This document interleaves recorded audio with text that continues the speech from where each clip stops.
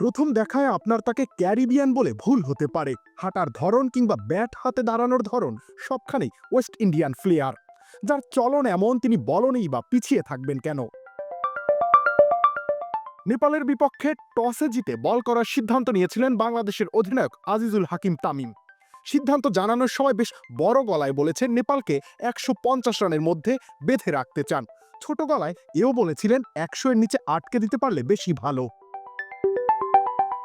বলনেই থেমে যায়নি তামিমের বক্তব্য। সামনে থেকে নেতৃত্ব দিয়েই মান রেখেছেন নিজের আগ্রাসনের। নেপালকে ১০০ রানের নিচে থামানো যায়নি, ১৫০ রানের বেশিও করতে দেননি। নেপাল গুটিয়ে গিয়েছে ১৪১ রানে। নিজের আসল পরিচয়, ব্যাটার সত্তার পূর্ণ পরিচয় দিয়ে সেই লক্ষ্য তাড়া করে ম্যাচ জিতিয়ে ডাগআউটে ফিরেছেন আজিজুল তামিম। লেবুর সুঘ্রাণ আরো বেশি, ত্বকের যত্ন আরো বেশি, চলে আরো বেশি। আপনার পকেটে কি বিদেশি না বাংলাদেশি? অপরাজিত ৫২ রানের ইনিংসটিতে হাইলাইট হয়ে থাকবে মিড উইকেটের উপর দিয়ে হাঁকানো তিনটা বিশাল ছক্কা। যেই অনায়াস ভঙ্গিমায় তিনি বোলারদের স্ট্যান্ডে আছড়ে ফেলেছেন, সে আপনাকে মনে করিয়ে দিতে পারে যে কোনো ওয়েস্ট ইন্ডিয়ান পাওয়ার হিটারদের কথা।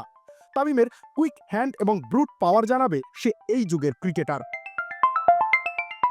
অপেক্ষাকৃত দুর্বল নেপালকে পেয়ে এমন জ্বলে উঠেছেন ভাবারও কোনো কারণ নেই। আগের ম্যাচেই হঠাৎ মহিরুহ হয়ে ওঠা আফগানিস্তানের বিপক্ষে হাঁকিয়েছিলেন অনবদ্য এক সেঞ্চুরি।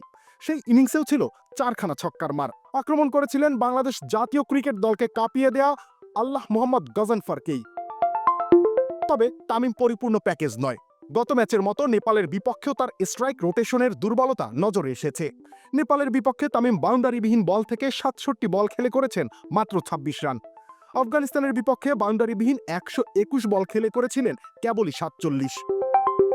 স্পষ্টতই তামিমের ব্যাটিংয়ে উন্নতির জায়গা রয়েছে, সময়ও রয়েছে হাতে। তামিম যদি ক্রিকেট নিয়ে অধ্যবসায়ী হতে পারেন, উন্নতি করতে পারেন স্ট্রাইক রোটেশনে, বাংলাদেশের টপ অর্ডার দুর্বলতার দীর্ঘ সময়ের সমাধান হতে যাচ্ছেন তিনি। রবিউল ইসলাম রানী, খেলা ৭১।